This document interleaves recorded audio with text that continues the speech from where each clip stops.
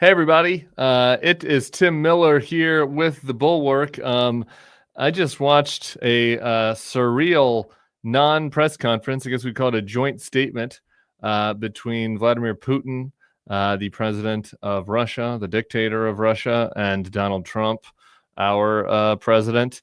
They'd met for many hours privately, allegedly, at least as reported. What was reported from the room in the 3-on-3 setting.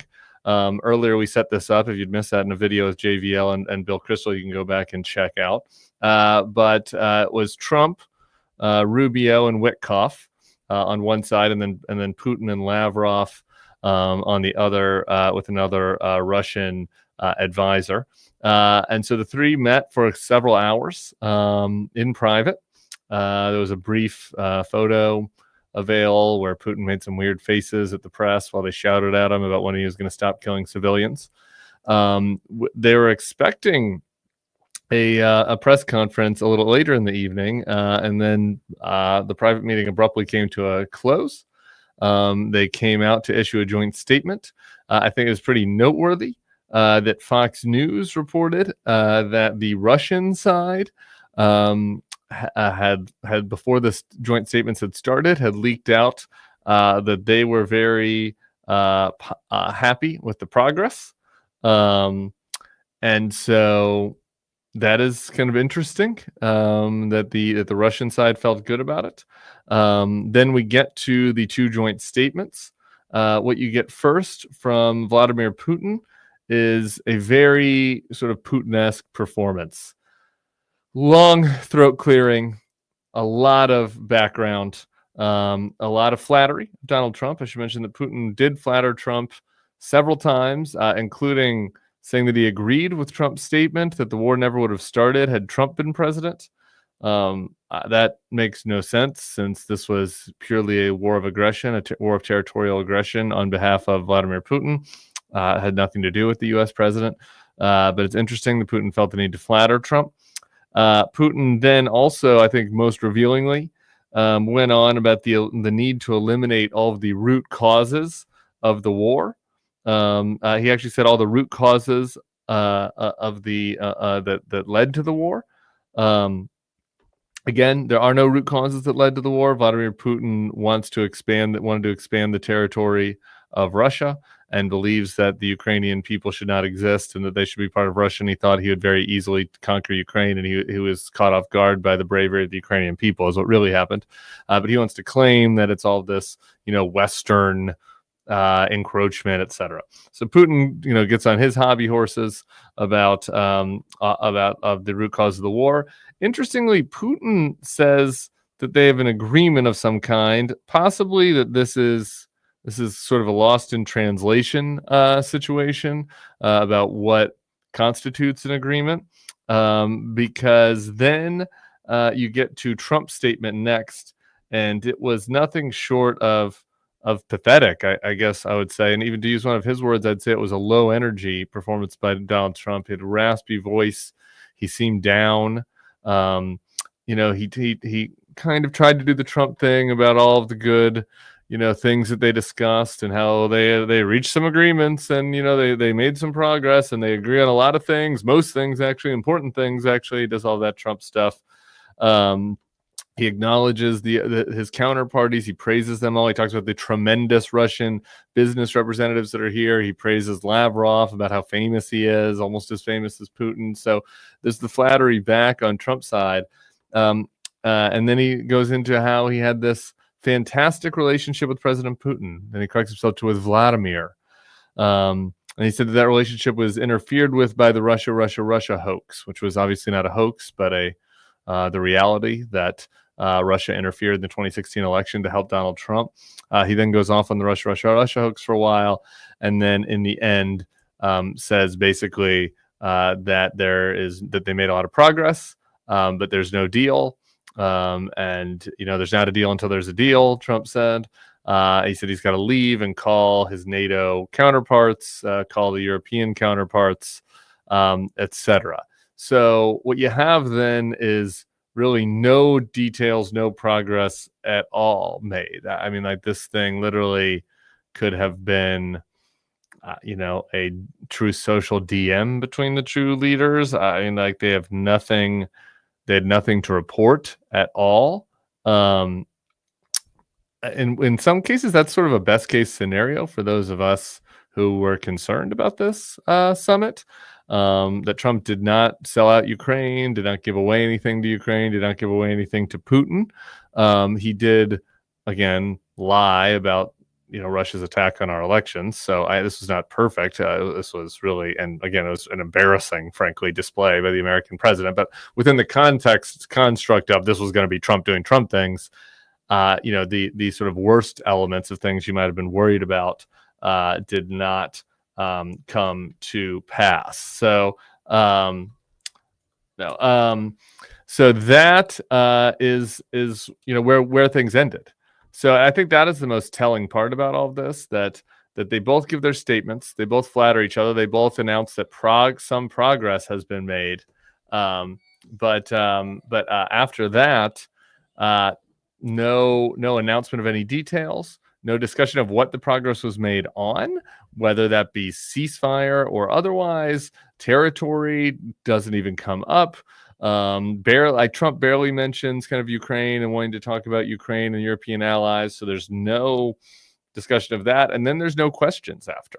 That is, a very, I think, as Max Seddon who is a close follower of Moscow, he's Moscow bureau chief of FT, said this sort of thing is very typical of Putin, right? He'll have a private meeting, he'll make a short statement where he lists all his grievances and offers, some positive potential outcomes, but then doesn't take any questions. That's not at all Donald Trump's MO. I mean, compare and contrast this to the Zelensky meeting. It is a freewheeling affair in the Oval Office. Trump and JD are chastising Zelensky, wagging their finger at him, saying, "Why don't you thank me?" Being very nasty and condescending to him. They're taking lots of questions. At some point, they seem to be enjoying the back and forth with the news media. They're enjoying the MAGA propaganda outlets. They're asking favorable questions. They're enjoying yelling at, the mainstream outlets are calling fake news, right? So like that environment, a freewheeling environment where Trump perceives himself to have the upper hand is what you have there. That's where Trump's comfortable. You've seen this with many other world leaders. Today, we do it Putin style. No freewheeling, no open press, no questions, no details, really. And what you assume here, if you're going to do things Putin style, is that what we'll get in the post meeting, post summit fallout will be leaks from the Russia side that will try to make things look as positive towards Russia as possible. So the last thing that you had there at the end of the joint meeting was Putin saying maybe next time we'll do this in Moscow. Trump laughing, saying, "Oh, that will get me in trouble, but maybe." So again, Trump even leaving the door open to going to Moscow while this invasion is still ongoing.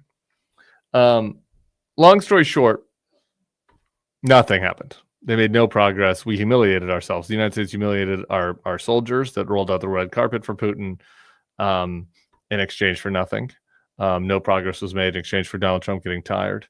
Putin was flattered, treated much better than Zelensky. You assume they're doing just even kind of steelmanning the best argument for why Trump and Marco are acting like they're acting. What are they doing? Well, they're like, we have to flatter him. We have to do this because we want to get something out of Russia. They came home empty-handed.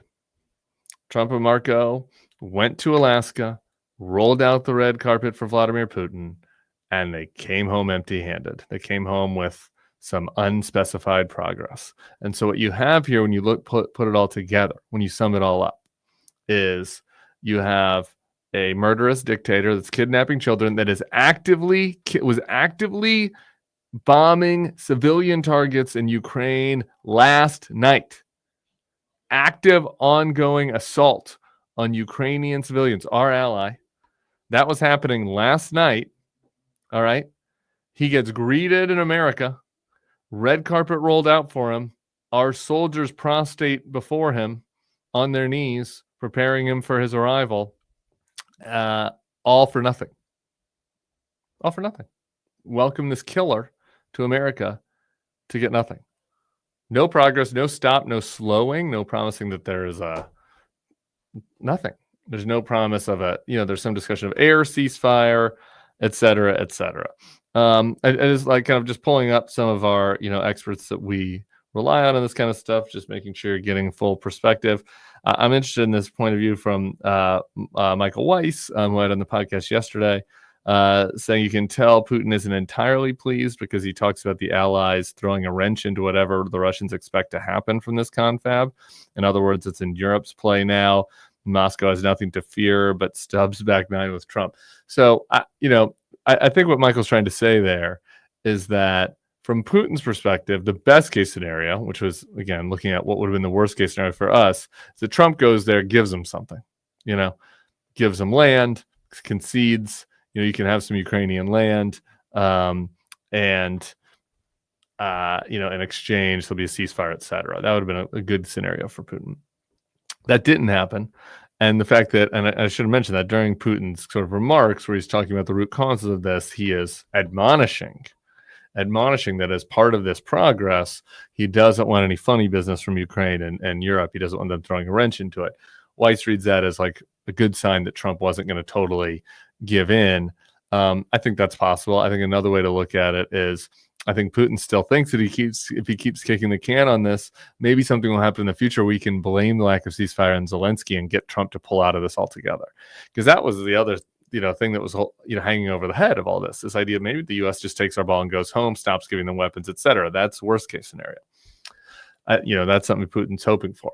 So if you're Putin, you're like, well, let's just keep kicking the can on this. I mean, this is a win. Like I flew there. I got treated like an equal. I got treated like a dignitary, really. I got complimented. I had flowers thrown at my feet.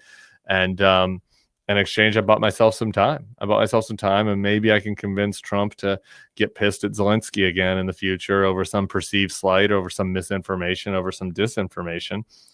And I think that is very, very possible. Given how it goes. And I think it's, again, modestly encouraging that Trump did not do that this time, did not just turn on Zelensky immediately, did not just turn on Ukraine, did not do, and he kind of did what he did in Helsinki, which is, once again, he sided with Vladimir Putin when it came to intelligence over the American intelligence system. I know that, like, we're all, at this point, that's kind of like a dog bites man story. It's like obvious that Trump is going to side with Putin over the American intelligence, over the Senate Intelligence Committee report that Marco Rubio was the chairman of. And it is kind of crazy. I'm 13 minutes into this, and this is when you mentioned that. Like Trump is just up there standing next to Putin. Marco Rubio, his Secretary of State, who was there at the meeting, put out a report about how Putin attacked our elections, interfered in our elections, and Trump is up there calling that a hoax. And it's like, okay, well, that's just our president now that we've elected twice. It's really a pretty sad state of affairs. I think those are the main takeaways. Obviously, we're gonna have much more on this. We are going to let's see. We're gonna have we'll bring in our folks from Shield the Republican and other experts to talk on this over the weekend and next week. I'll be with you with Bill Kristol on Monday. A couple other things. I'm scanning the news here on the fallout. Reporters have been told that Trump is planning on giving Zelensky a call. Lucky Zelensky. The fate of his country is negotiated behind his back, and maybe Trump will give him a call on the back end. Zelensky. This is according to, again, the FT. FT is just doing great reporting on this stuff. I really shout out our friends at the FT. I mentioned Max Seddon earlier. Christopher Miller is another guy I follow very closely. Good reporter on this. Miller writes, unclear what exactly has transpired. A person close to Zelensky tells me that he has not yet heard from Trump and calls the situation very weird. Another said it appears to be, and he writes in Ukrainian, something that roughly translates to a nothing burger in America. I mean, that's pretty unbelievable, isn't it? Like, it's truly, truly remarkable that all of this, all of this lead up 9 months, we were going to end this thing on day one, guys. Trump was going to end this thing on day one because Putin likes him so much. And Putin has just worked him to such a point that Donald can have this big, huge summit in Alaska, think he's going to get his Nobel Peace Prize, think he's going to solve the deal. He can meet with Putin. He can have Putin ride in the beast. He can humiliate our own soldiers. And on the back end of it, all he gets is a little pat on the back from Putin and one more round of, well, we'll see how this goes in the future. We'll see. Maybe we'll come up with something in a month or two. Meanwhile, Ukraine continues to get pillaged. It's pathetic. It's pathetic. I guess just to sort of sum up, initially there is a sense of, well, nothing happened, which is like better than anything happening, frankly, when it comes to this situation. And so there's like a sense of relief that it wasn't even more embarrassing. But really, when it comes down to it, it's truly pathetic that Donald Trump is allowing this to go on. That like just because he has this black hole in his heart and because he wants Vladimir Putin to love him and he wants to get his Nobel Peace Prize, he's going to just demonstrate this massive display of weakness and just flatter this murderous dictator in exchange for jack squat, in exchange for what the Zelensky ally tells the FT is a nothing burger. So there you go. The folks at Fox are trying to spin this with this line about how Putin told Trump, yeah, it's true that the war would never have started if Trump was president. I don't know. Morons will probably buy that, I guess. But I don't see how anybody else will. I should also, this is a good point here from my friend Jamie Weinstein. That's something I hadn't really considered, right? Because it set up the podiums to have a press conference lecterns before, like hours ago. So they're planned to be a press conference, and then they have these joint statements, these very Russian style joint statements with no access to the media, and to announce nothing, just to let Putin air his grievances and praise Trump. And Jamie points out there should not have been a press conference. That was a reward to Putin for nothing. I agree with that. That's another point. Like if you have a press conference, you have a deal. Your press conference, you have something to announce. Your press conference, if you want to pressure Putin more, you did nothing. So why'd you even do it? Because he wants to keep Putin happy is the answer. He wants to flatter him. Weiss, Trump sounds like a dog who just went through the car wash in a convertible at the top down. Yeah, that's about right. That is about right.